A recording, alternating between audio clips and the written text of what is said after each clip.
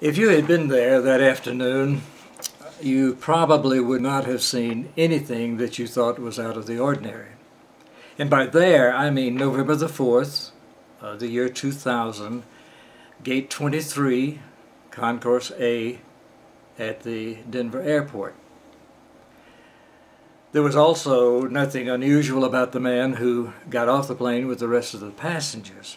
He was perhaps older than some of them, but he was quiet and obviously very tired, and there was no clue in his demeanor of the excitement that he had experienced the 10 days before. His wife was there to meet him. They hugged, kissed each other, and she noticed that he was carrying only a small nylon bag, and she said, what's with the bag? Where's the rest of your luggage? You only travel with carry-on, but usually have more than this. And he said, oh, I gave it away. And she shrugged. She wasn't terribly surprised, given where he had been for the last 10 days. And they made their way out of the airport, got to their car, and made it onto the interstate. And while he was driving, she looked in the bag. There was some shaving gear, 2 bottles of rum, a handful of cigars, and about 12 rolls of exposed film. And she said, tell me about it. And he did. And he talked. After a while they stopped for supper, and she interrupted him long enough that he could place an order. And while she ate, he continued to talk. He talked about the hospitality of the Cubans and about the beauty of the land. He had flown from Denver to Cancun, where he had joined the rest of the trip group, and then they all boarded a Russian-built Ilyushin 62 jet owned and operated by Cubana Airlines. And he said that from the time they landed at the Jose Marti Airport in Havana until they left 9 days later, he was embraced by Cuban hospitality. He talked about the land and remembered that Columbus was reported having said, when the Taínos Indians discovered him and his men walking the pristine beaches of what would become Cuba, Columbus had said this was the most beautiful land the human eye had seen. And the man echoed that sentiment. He told her about a billboard that was a couple of blocks from the hotel where he had stayed in Havana that said, when translated, 200 million children will sleep on the streets in the world tonight. None of them Cuban. When she asked about the old cars, he said, you know, Cuba doesn't have an old car museum. Cuba is an old car museum. He said, I must have seen my 1963 Chevy a half a dozen or more times. They had ridden their bicycles 300 miles through the western province of Pinar del Rio, and they had enjoyed the hospitality as well as each other's company and picked up a bit of history, especially of the revolution, as they did.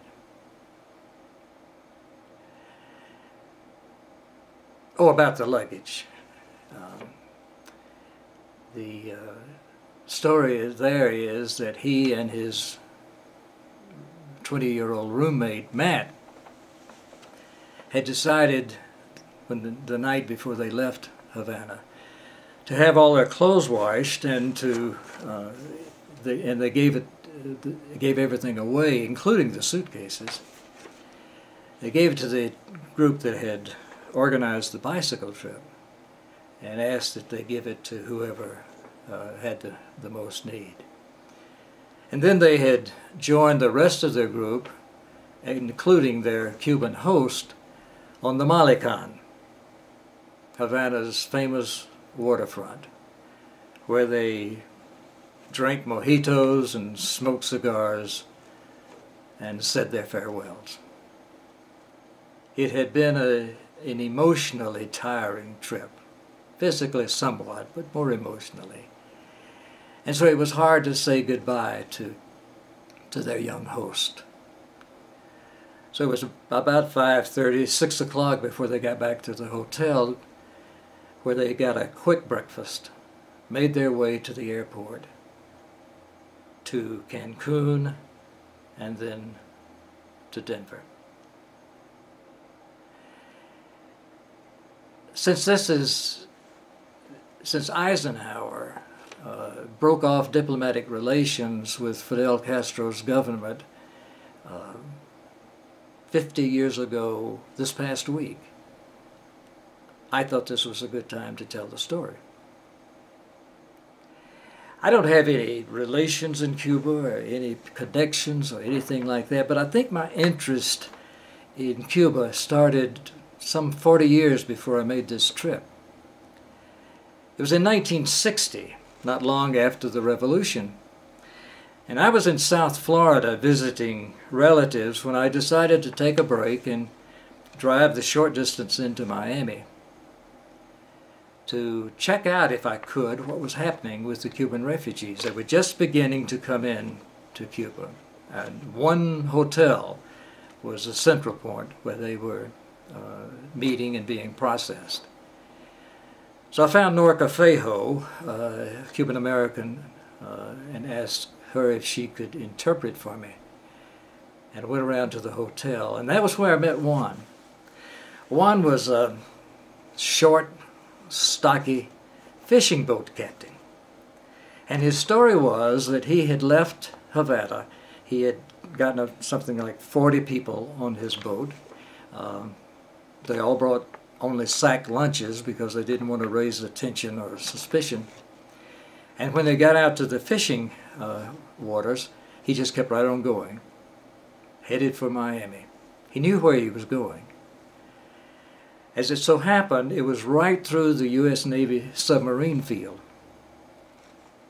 And sure enough, a submarine surfaced and challenged them and gave them food and water and sent them on their way. And Juan had just arrived at the hotel, just a couple of hours or even less, when he was telling me this story. And all of a sudden, while he was talking, he got very excited and obviously was asking me a question. And I asked Norca, what's he saying? And she said, he said he's going back tomorrow to get some more refugees. Do you want to go with him? I declined. 40 years later, I made the trip. Not nearly as dramatic as the one Juan was making. I did go back to Cuba a few years ago, but that's a whole nother story, and it'll have to wait for another time. But in the meantime, if you are interested in the efforts that are being made to lift this unjust economic embargo that has kept the Cubans poor and kept U.S. citizens from traveling freely for almost 50 years, then I would suggest that you follow the link to Pastors for Peace. The link is listed on this page.